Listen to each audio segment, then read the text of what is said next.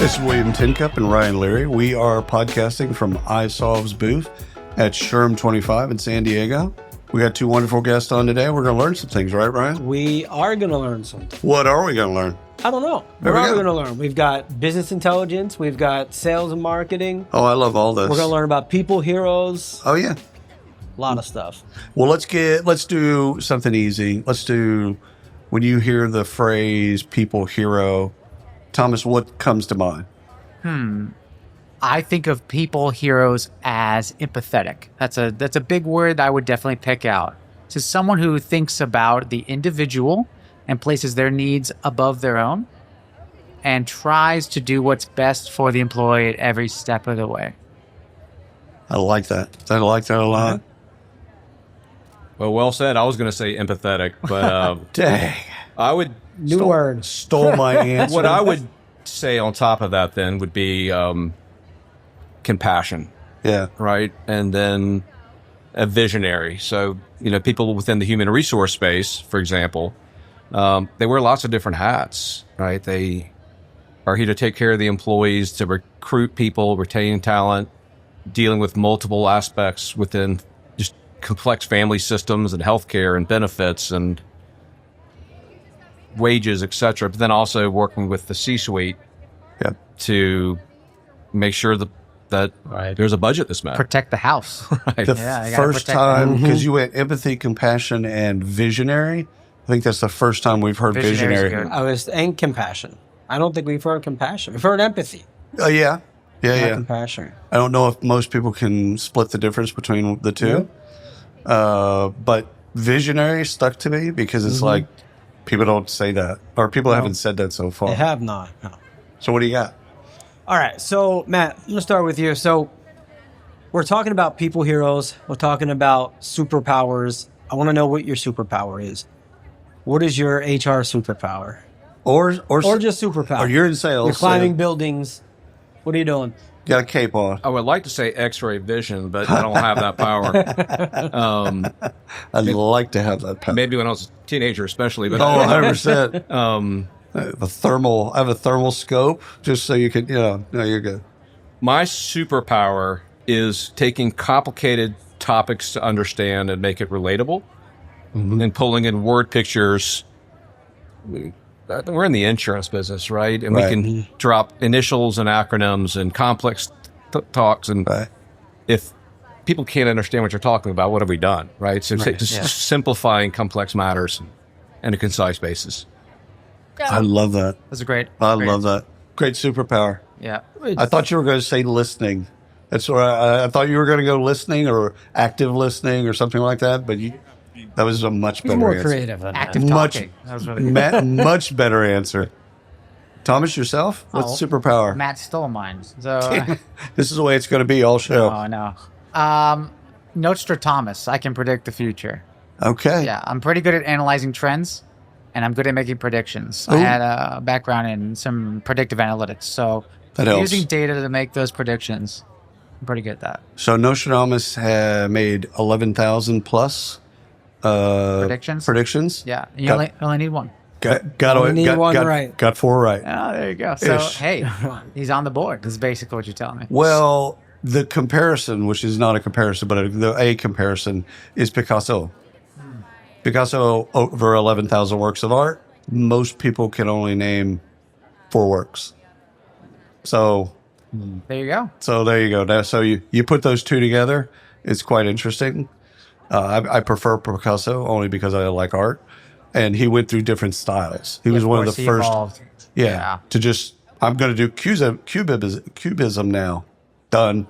Like, just change. I'm going to go through a pink era. His change. blue period, on point. Very nice. He did a period of line drawings where you didn't pick up the pen, and he did those. One of my favorite Picasso stories is he's at a restaurant in Paris. 12 people, wine, food, the whole bit. The guy comes over with the receipt to pay, and he just signs his name, Picasso, No. and they get up and they leave.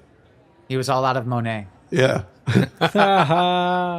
So they framed it and put it up on the wall. That's art right That's there. it. That's it. So you know what? See, How many people have their autographed receipt with Picasso?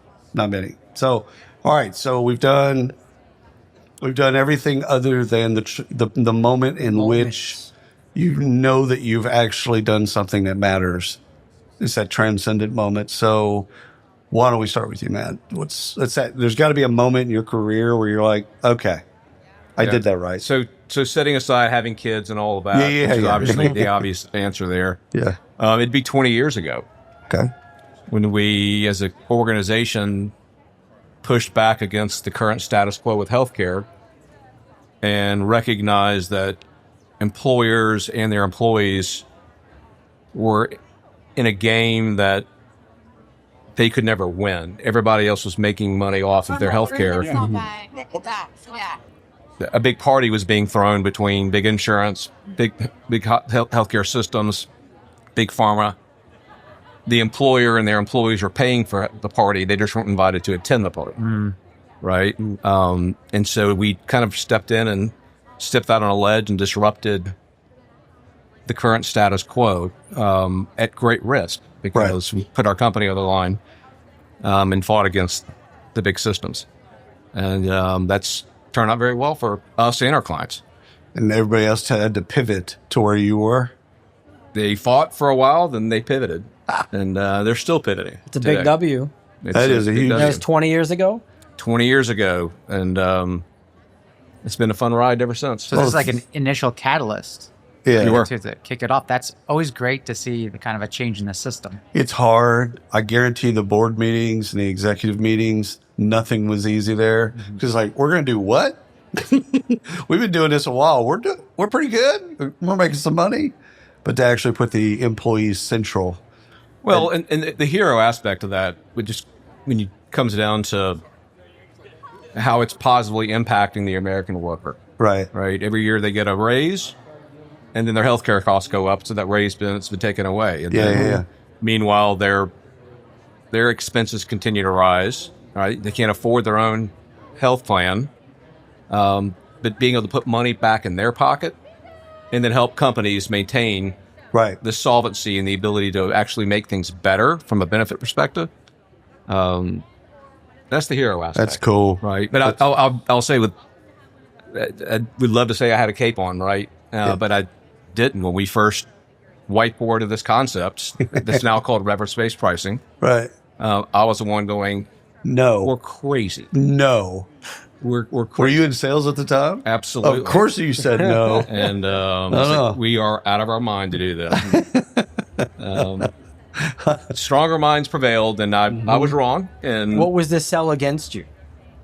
what was the sale against me? Yeah. Well, how did they convince you? Oh, They said we're doing this. You didn't get a chance. We're doing. There's a gun to his head. We're doing this. His not wanting to change is simple from a sales and marketing perspective because we know what works. Yeah, we're making money. We have the levers. Why would we change this? We know the levers. Now you're going to change something that we don't. Now we have to explain things differently. And it's, oh, by the way, not what the market does. Mm-hmm. That's an altogether different sale. Well, so, if you look back and see what let's do, for example, I took an Uber here today, right to this conference, and think of what they went through with the taxi 100% industry and still the going through it in and, some areas, right? And that was on a much smaller scale, right? But that's what we were doing, and then and the internal pressures that came from the people that wanted status quo because status quo was working very well for them financially. The internal pressures we were taking as an organization that could have shut us down 100%. And then to prevail through that, we could talk for hours on the topic of it. But I love it. It is interesting. Disruptors are always interesting conversations, right? Yes. And the best thing about it is the after the fact. It's everybody, all the stories of people who passed on Uber. Those are the best stories. Oh, they told me People about that Uber. passed on Starbucks. Yeah. Charles is his name, the founder. I can't remember now. Anyway, he came through Dallas. Charles Schultz, I think. Yeah, came through Dallas and Fort Worth. Talked to every family office. Talked to everybody of affluence. Mark Myerson, Perot, Cuban, all those guys, and he raised no money in Dallas and Fort Worth. Everyone said no, and it kind of got to a bit like, who's going to pay $5 for a cup of coffee? And then, it's like, that's the joke now. It's like, Oh, it's not Everybody. $5. Y'all see the Starbucks line coming in? Yeah. What's your moment? My moment. You knew you made a difference. For me, it was all about retention. And so I was helping a couple of companies to improve their ability to incentivize employees. And we did this in an analytical way. We used data points to predict which employees are most likely to churn over in the next year. And that creates an opportunity for you to go and experiment. Say, hey, I don't know which levers are going to work.